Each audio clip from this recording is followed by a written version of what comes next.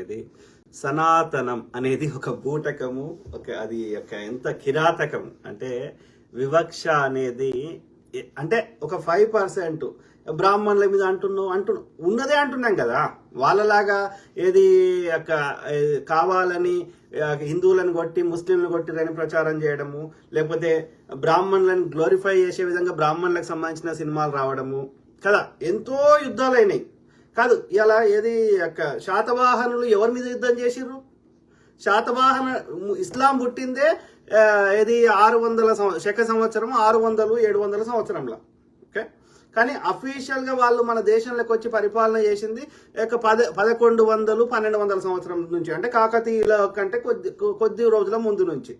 అంతకంటే ముందు యుద్ధాలు జరగలేదా భారతదేశంలో? కళింగ యుద్ధం ఎవరి మధ్యలో అయింది? ముస్లింల మధ్యలో అయిందా? రాజులు కొట్టుకొని చచ్చినప్పుడు ఆ యొక్క రెండో పులకేసి ఎవరితోటి కొట్లాయిండు చెప్పండి?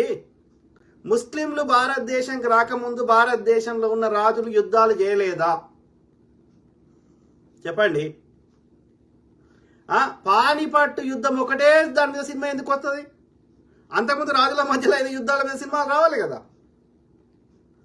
మళ్ళా ఇప్పుడు ఇలా ఏది మన హంపీకి పోండి, అక్కడ సైనికులకి ముస్లిం సైనికుల కోసం మసీదు కట్టబడ్డది. ఎవరు కట్టించిండ్రు? హిందూ రాజు అయినటువంటి శ్రీకృష్ణదేవరాయలు కట్టించండు. తీయండి. ఝాన్సీ లక్ష్మీబాయి ఎక్కడైతే ఆమెను ఆమె సమాధి ఉందో ఆమె పక్కకు ఇంకో సమాధి ఉంటుంది. ఎవరిదో కనుక్కోండి, ఆమె సైన్యాధ్యక్షుడు ఎవరో కనుక్కోండి, మీరు పక్షి ఏ మతమైనా కనుక్కోండి. శివాజీ మహారాజ్ కింద ఎంతమంది సైన్యాధ్యక్షులు? మోర్ దాన్ 50% సైన్యాధ్యక్షులు ముస్లిమ్స్ ఉండే శివాజీ మహారాజ్ కింద. శివాజీ మహారాజును చంపేసి ఆయన కొడుకులని ఎందుకు కానీ పనికి రాకుండా చేసి పరిపాలనని సతారాలో కని పెట్టినవు. నామకే వాస్తు ఛత్రపతి అని వానికి టైటిల్ ఇచ్చినావు, కానీ అసలు పరిపాలన ఎవడు చేసిండు పూనాల? ఇదే పేష్వా బాపనోడు కాదురా. ఇవాళ నిజంగా చెప్పండి మిత్రులారా, ఇవాళ ఆఫ్రికా దేశాలకు పోదాం.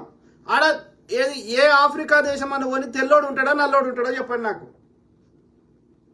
శ్రీలంక పోదాం, తెల్లోడు ఉంటాడా నల్లోడు ఉంటాడా? మరి ఆయా దేశ వాతావరణ పరిస్థితులను బట్టి ఆయా రంగు అనేది అది వచ్చింది.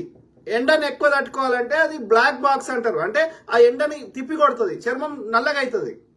ఇది ప్రకృతి ధర్మం. చలి ప్రాంతాలు ఉన్నోడు తెల్లగా అవుతుంది. ఎట్ ఏ టైంలో కాదు, over the period of time అవుతుంది. మిలియన్స్ ఆఫ్ సంవత్సరాలు, లక్షల సంవత్సరాలు, వేల సంవత్సరాలు అయితే అవుతుంది.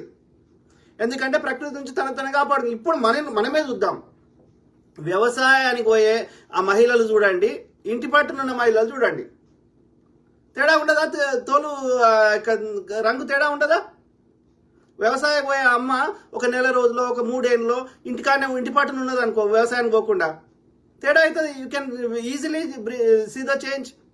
అట్లాంటిది వేల సంవత్సరాలు, లక్షల సంవత్సరాలు అయితే తేడా కదా అన్నప్పుడు. ఈ ఆఫ్రికాలో ఒక్క తెల్లోడు లేనప్పుడు భారతదేశంలో తెల్లోడు ఆడికెళ్ళి వచ్చే చెప్పండి?